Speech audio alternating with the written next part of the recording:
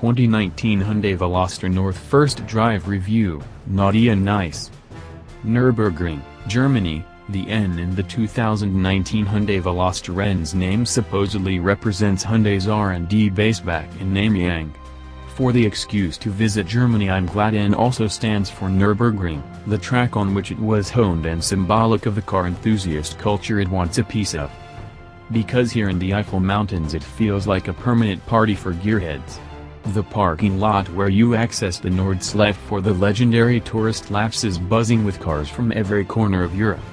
The air around the track is thick with barbecue smoke, hot brakes and adrenaline, high-performance engines echoing across the rolling landscape long after the track has shut down for the day.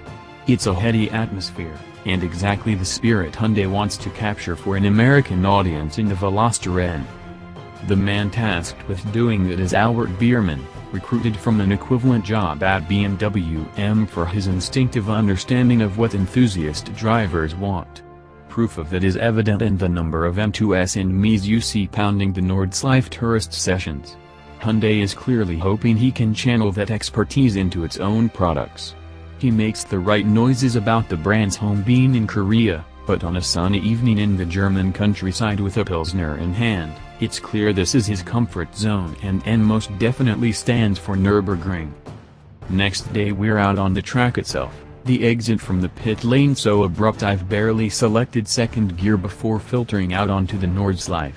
I've bagged first place in the train of cars behind an instructor in an i30N, the Elantra GT relative that launched the performance brand to the European market last year to critical acclaim.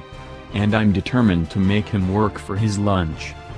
They might have a different look and distinct chassis tuning, but the i30N and its Veloster cousin are pretty much interchangeable in terms of hardware. Like all N products, the Veloster N will be manual transmission only for the near future, partly out of deference to enthusiasts and partly out of lack of a suitable in-house gearbox.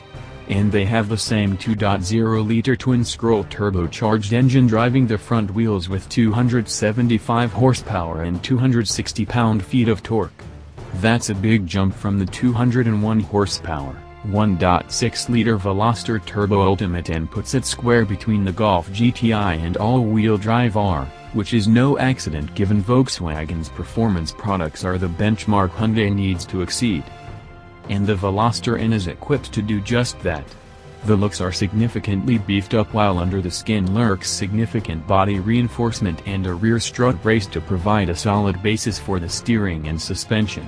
There will be a base model with 250 horsepower and brake-activated torque vectoring, but this performance package version gains 19-inch wheels, bigger brakes, Pirelli P0 tires, a lower final drive, and a fully active, electronically controlled corner carving differential similar in spirit, if not design, to the VEC system on SE and Autobahn-level Golf GDIs.